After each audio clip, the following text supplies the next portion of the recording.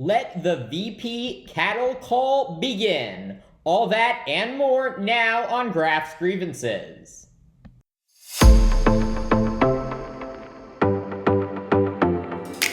One of former President Donald Trump's closest confidants, the 35-year-old Hope Hicks, taking to the witness stand today in Trump's hush money election interference trial.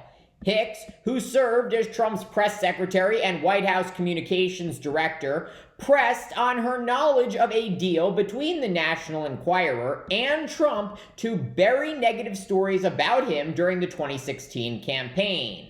Last week, former National Enquirer publisher David Pecker testified that Hicks, a former model, was in an August 2015 meeting where Pecker, Trump, and Michael Cohen discussed the Enquirer acting as the Trump campaign's, quote, eyes and ears, and helping kill stories that could damage Trump's chances of winning the White House. All of this drama playing out on the eve of Trump heading back to Florida this weekend to hold apprentice-style auditions for his VP pick.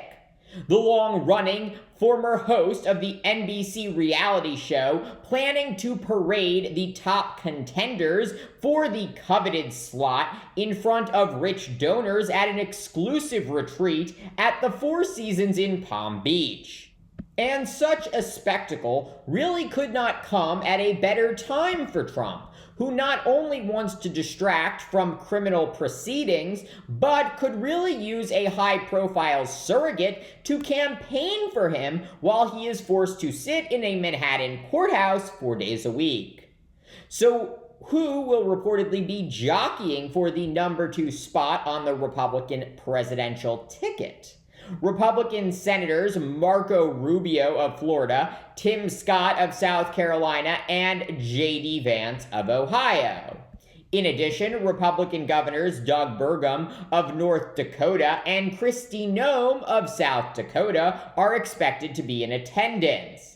And finally, Republican Representatives Byron Donalds of Florida and Elise Stefanik of New York are listed on an invitation for the event this weekend obtained by Bloomberg.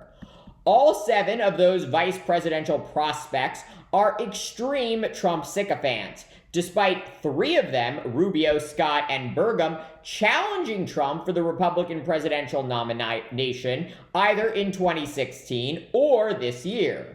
So, in addition to resolute loyalty, what might Trump be looking for in a running mate? Likely someone who helps broaden Trump's appeal with independents, women, and minority voters.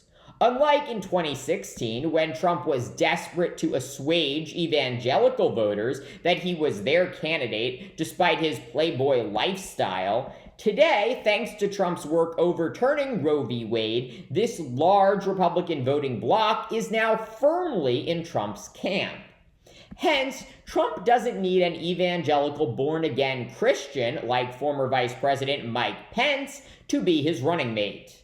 Now, Trump's support is lagging with independents and moderate Republicans who rightly blame Trump for the January 6th attack on the U.S. Capitol and are unnerved by Trump's historic 4 criminal prosecutions. And while no VP pick will likely make many, if any, voters change their mind about Trump's significant liabilities, a dynamic, charismatic running mate could cause some undecided voters to give Trump another look.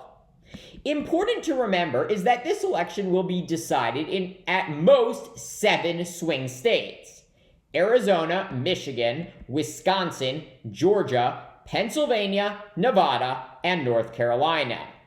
And interestingly, none of the top contenders for Trump's VP pick are from any one of those states.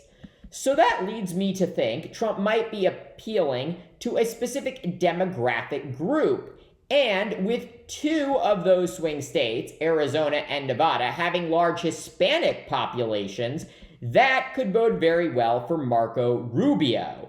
The Cuban-American senior Republican senator from Florida is not only fluent in Spanish, but could help Trump appeal to the more than 36 million eligible Hispanic voters this year. According to Pew Research, Hispanics are the second fastest growing portion of the electorate and are projected to account for 15% of all eligible voters in November, an all-time high. In addition, at 52 years old, Rubio would bring much-needed youth to the presidential race that features a 77-year-old Trump and an 81-year-old Biden. And unlike Tim Scott and Doug Burgum, Rubio endorsed Trump for re-election before the primary process even began. And Rubio did not proudly shoot his little puppy dead like Kristi Noem. So will Trump pick his neighbor on the east coast of Florida to be his running mate? I have no idea, and likely Trump doesn't know either. I also wouldn't be surprised if the notoriously cantankerous, indecisive Trump picks a running mate that we have never heard of before the Republican convention begins on July 15th. Whatever happens, you can count on full analysis here. Thank you for watching Graph's Grievances. Let me know what you think. Please like, subscribe, share, and join me in the next one.